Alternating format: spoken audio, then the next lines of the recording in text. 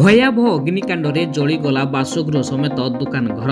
ଖଇରା ଦମକଳ ଗାଡ଼ି ବିଳମ୍ବରେ ପହଞ୍ଚିବାରୁ ଅଞ୍ଚଳବାସୀଙ୍କ ମଧ୍ୟରେ ଉତ୍ତେଜନା ଲାଗି ରହିଥିଲା।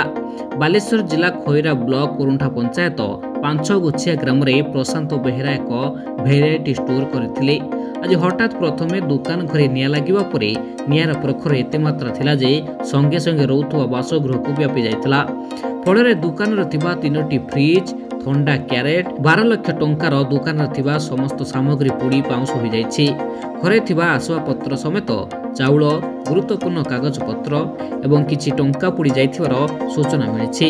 ଅଞ୍ଚଳବାସୀମାନେ ଖଇରା ଦମକଳକୁ ଖବର ଦେଇଥିଲା ବେଳେ ଦମକଳ ବାହିନୀର ଅଧିକାରୀମାନେ ବିଳମ୍ବରେ ପହଞ୍ଚିଥିବାରୁ ଅଞ୍ଚଳବାସୀଙ୍କ ମଧ୍ୟରେ ଉତ୍ତେଜନା ଲାଗି ରହିଥିଲା।